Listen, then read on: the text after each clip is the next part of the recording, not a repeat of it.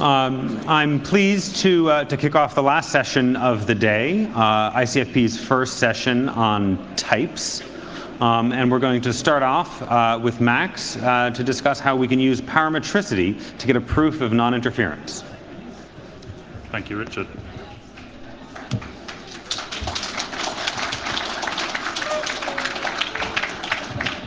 So I'm going to start off with a little bit of fearmongering, because that's my favorite activity. We're under attack. Our computer systems are under attack. Our democracies are under attack. Our users are under attack. Our privacy is under attack. The situation is bad, very bad, and it's a programming language problem. Most recent attacks, 70%, according to some sources, of recent attacks are due to a mismatch between reasonable programming language and actual programming language. Okay, so that's the situation, and we're at ICFP. We have a programming language problem, so I'm going to propose a programming language solution. Namely, I'm going to propose that we use libraries to fix this problem. So what's the idea? The idea is that out there, somewhere, is the real world. That's where the bad guys live. And between them and us, we're going to erect a barrier, a chaperone of sorts, to secure our communication with the outside world, so that our happy engineer can sit and write his or her logic without worrying about the evil outside world. That's the idea. It's been an incredibly successful idea, both in the ICFP community and in the security community. So this works relatively well in our experience.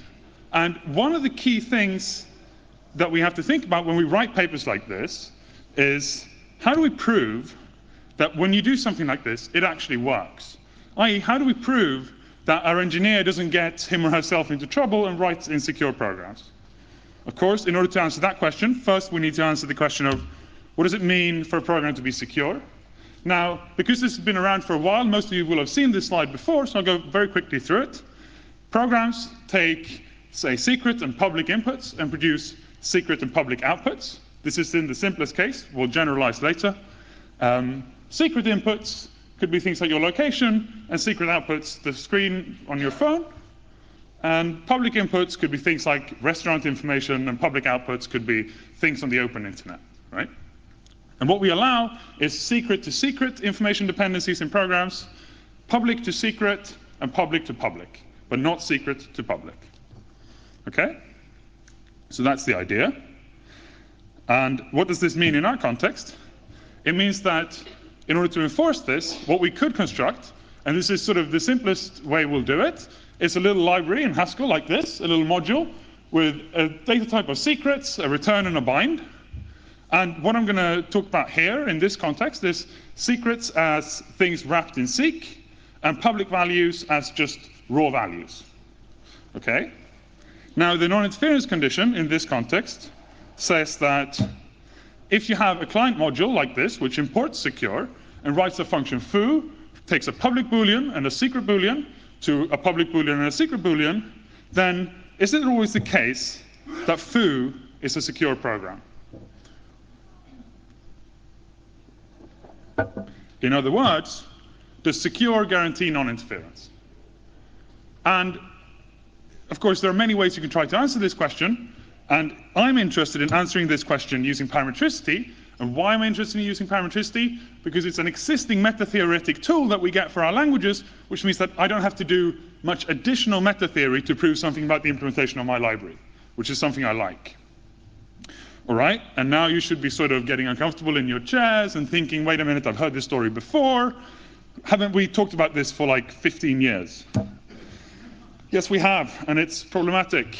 So sometime in the noughties, this very naughty paper was written, stating that we can do parametricity, can use parametricity to prove non-interference. Then this was at ICFP. Then in JFP, there was this paper, which already in the abstract says that, unfortunately, the first paper is wrong. So, okay, problem is difficult. Smart people worked on it. They didn't get it right. Also, incidentally, the other paper didn't even try to solve the problem, but solved a slightly less general problem. And then sort of the field was open for a while, and a few years ago, William Bowman and Amal published this paper, also at ICFP, where they actually solved the problem, we think. Now, there was a lot of generality in their methods, there's a lot of generality in what they were trying to prove, and as a result, things are a little bit complicated. More complicated than what I want out of these proofs. Don't worry, I have William's permission to show you this. And on the right here is page 58 out of the 66-page pen and paper proof. So things are a bit unsatisfactory, unfortunately. Now, to contrast that, our proof for a slightly less general result, but still a good result, I think, it's 150 lines of Agda. So I think we made some improvements, and let's talk about how we do that. So the core idea is to encode these libraries in the standard fashion using sigma types in the calculus of constructions, and then use parametricity, which Jean-Philippe Bernardi and Patrick and others have been working on, to get the final proof. Okay, lots of parts to this, so let's look at them one at a time. First of all, sigma types. So here's how a type theorist would tell you about sigma types. Well, if you have a little a of type big A and a little b of type big B of little a, then AB have type sigma AB. Okay, and then they move on with their lives. Now, what I'm going to do instead is give you an example, because that's how I understand things. So if 5 is an int, and 6 is an int which is bigger than 5, which it is, then 5 and 6 together form a pair of an int and another int, which is bigger than the first one. Okay, what's that got to do with libraries? Well, it turns out that we can use sigma types to encode the signature of a library. So our simple little library that we looked at before turns into a sigma type like this. First, there's the seek type former, which has type star to star, or kind star to star. It takes a type and gives you back a type. And then, sort of in the rest of the tuple, we can think of it as an n-ary tuple. There's a return and a bind function, right? And now, this is all well and good. We've said what we want to do. I have to actually give you a value of this type, and specifically, I have to give you a representation of secrets. Now, this is where it gets tricky, some would argue, and it's been tricky in the past, because what representation of secrets should I have? Should I have something which maybe encrypts the secrets, or does something to obscure them somehow? There have been attempts with CPSing stuff before, and custom type variables and stuff. And in this paper, we say no. This is my representation of, or my implementation of my module. Seek turns into just lambda A. That is, seek is just the identity. In order to hide information in the calculus constructions, I don't actually have to hide any information. All I have to use is the type system. So it turns out that when you use a library, you can't actually inspect the implementation of seek. And making that precise is the idea that we're going to look at next, which is parametricity. Okay? Oh, no, I should tell you this before. Sorry. So looking at the how we actually use this, right? So one part of the story is implementing the library. The other part of the story is writing client code like this. So what we're going to do is just transform this foo into something which takes an implementation of the module and gives me back something of type B. Where in B, I've referenced the seek that's coming out of the module and the return and bind that's coming out of the module and so forth. Okay? So that's the idea in totality. Now let's move on to parametricity. So this is how you would normally present it. For pure type systems, what you have is if E is well typed at type T in context gamma, then there is some translation of gamma and E and T such that some bunch of conditions hold. So let's begin to understand these. Specifically, the type turns into a relation. That is, for every type we get a relation. And the term turns into a proof that some variant of the term is related to itself at the relation associated with T. Now, the reason there are subscripts 0 and 1 here is simply because any free variables in E end up appearing twice in this brackets gamma translation that we have here. So x becomes one instance of x0 and another instance of x1, right? Same goes for free type variables in T turned into an A0 and A1. Okay, so that's the idea. Let's look at some concrete examples. So the translation associated with types. So two types are related if and only if you have a relation on values of the types. This means that for base types, we can do something like this. Brackets bool has to be a translation of booleans, i.e. it has to be a relation on booleans. And normally what you'd pick is to say that two booleans are related if and only if they're equal. Okay, so that's base types. And of course, it gets interesting when we start considering functions. So two functions, f0 and f1, are related if, given an a0 and an a1, such that a0 and a1 are related, we have that f0 a0 is related at b to f1 a1. Okay, it's a little bit of a mouthful, but we'll get there. Okay, I promise. So putting this into the context, just combining the two other things we've seen so far, right? The translation associated with, or the relation associated with the type former is the following, right? So you take an f0 and an f1 type former, you put them together, given two types and a relation on them, you get back a relation on the transformed types. Okay? So if f0 and f1 are both maybe, then you get a relation on maybes out of a relation on a0s and a1s. Okay. So what does this mean in practice? It means that for our little function f here, which imports the library and uses it in B, we have that if that is well typed in the empty context, then what we get is that the translation relates f to itself, because in the empty context there are the subscripts don't matter, right? There are no free variables. So what we get is that for any two implementations, such that I can relate them, I get that relatedness is preserved at B. Okay? And now in particular, because this is any two implementations and so on and so forth, in particular, in my situation, I have the same implementation twice. So I'm relating the implementation to itself. That's nice. And what I end up with is just saying that if I can give some brackets imp of this type brackets secure imp, and we'll get to what that means in a second, then I get some nice property about f at B. Okay?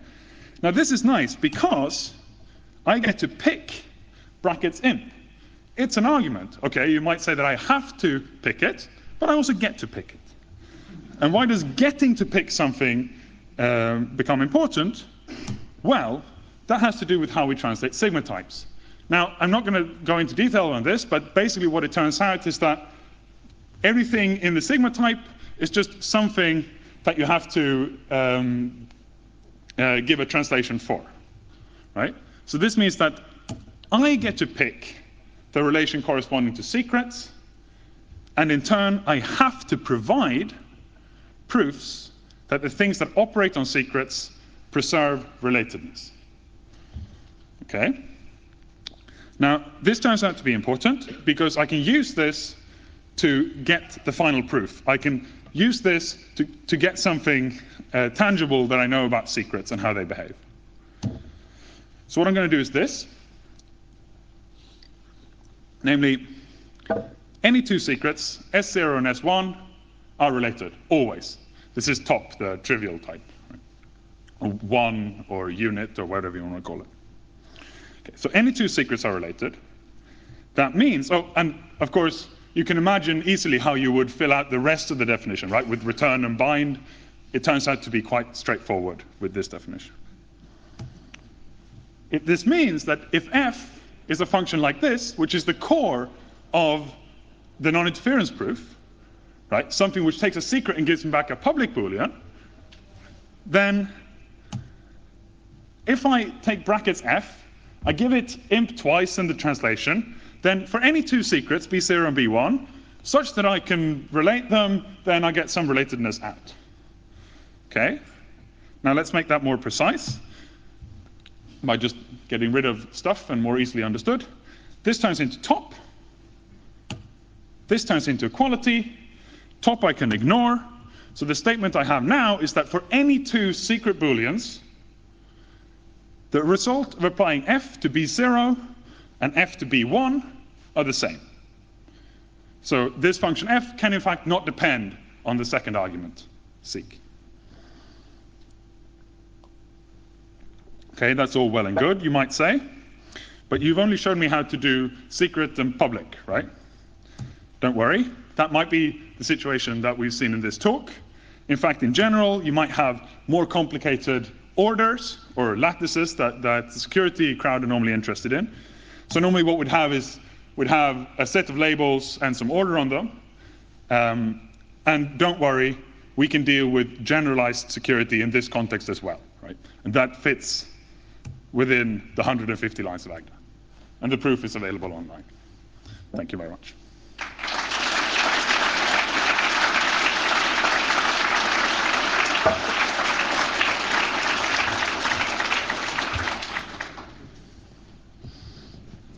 We have plenty of time for questions. I don't see any questions on Slido, so I'll take a question from the audience. Yes? Amal? Oh, crap. I had Will's permission. I'm not sure I had Amal's permission. So I was wondering, could you explain, so the two papers that you showed, Shikuma and Igarashi, and then our paper, we proved that we could translate the dependency core calculus into system F omega. Are you doing this for the dependency core calculus? Yeah. And I guess wrapped into this question is the fact that Shikuma and Igarashi did their result for a limited version of the dependency core calculus, which was called DCC-PC. Yeah. And so could you explain what you're doing this for? So we're doing it for DCC at the end of the day. And I can show you very briefly DCC. The talk was very long the first time I gave it. In DCC, you have something like this, right? You have something on the labels, and then the interesting operation boils down to something like this, where you can take a secret and unpack it. And the entire crux and sort of, I don't know, 20 years of head scratching is down to this relation here that I've circled in red. And in the paper, we show how to deal with it both directly and indirectly by getting rid of it altogether and translating it into much simpler primitives. Or actually, there's a different paper in which I translated simpler primitives, but we talk about it, at least in the paper. Yeah, Phil? Or, no, I'm not the one deciding. You guys decide. Sorry. That's very nice. It's nice to see something gets down to such a short proof. You used some formulation of parametricity. Could you say a little bit about which one you're using? Yeah, it's the Parametricity for Pure Type Systems that was published at ICFP in 2000 and something, and JFP in 2000, a little bit later than that. So is that part of your 150 lines? Well, so the 150 lines, what you have to do is you have to type check all the definitions in Agda, and then you have to say, throw your hands in the air and say, Agda can't internalize parametricity, so then you have to postulate parametricity. And so I want to make this very clear, right? I didn't make this sufficiently clear in the talk, I'm sorry. I did not prove parametricity for pure type systems in 150 lines of Agda. Damn. Because that would have been incredible, and then I don't know what I would have written a paper about that, not about this. So we have a question on Slido. So what you're describing, I think this was in response to Amal's question.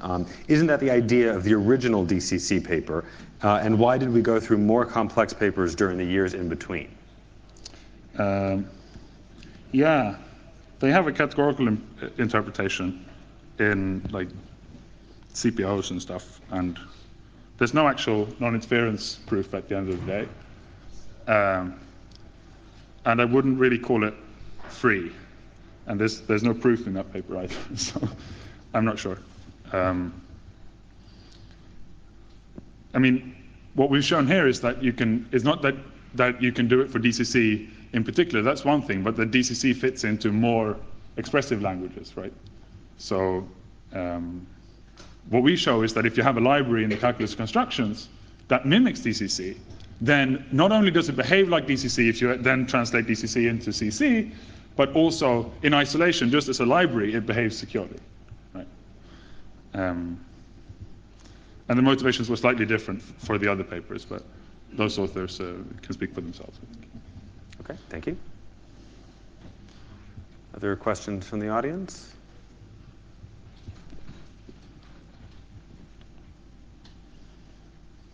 Oh. Over there? Hey, so I was wondering, you showed this monadic signature and it only had a return and a bind. I was really thinking there might be something else there, because if you just have a return and a bind, you can simplify the whole thing to just the return. Yeah. Right? And so there's nothing secret. So how do you do something interesting secret? I mean, there is nothing interesting to do with secrets, is the first answer. Right? It's just about enforcing the separation, right? You don't want to actually compute separately for secrets or anything like that. So that's the first answer. And the second answer is that in the paper we show how to do it for a series of more interesting primitives, right? So what I wanted to show is I wanted to illustrate the technique, and then it extends to the more general setting as well. Thanks. So we have one here on Slido. Agda doesn't internalize parametricity, but why can't you just apply the Bernardi-Lasson translation on that specific type and get the theorem you want? That's what we do.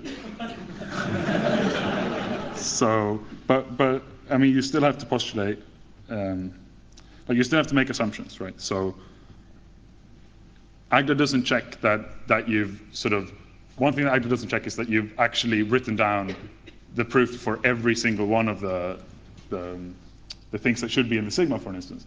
But there's like 5 of them, so you just write them all down and then not do one. I don't know if that answers the question, but. Okay, last question here. Hi, my name is William Bowman. And I have a comment and a question. My comment is, first, thank you very much. I've been looking forward to seeing this done since I read the prior work on proofs for free. And you've done a very nice job, so thank you. My question is that in our paper, there's a second limitation in addition to the massive proof effort.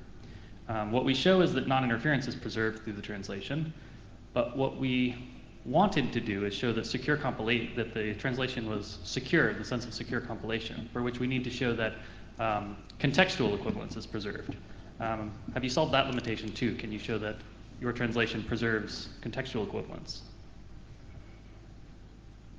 So I haven't shown it, but I'm fairly confident that it holds. Because what we translate everything in DCC down to things that are in the library. And as long as you can't break modularity in CC, you shouldn't be able to break the contextual equivalence. But I don't want to make any actual claims there. My intuition says that it should work, but we didn't actually try to do it. And things would get hairier, I think, if we did. But not 66 pages. Thanks, Max. Thank you.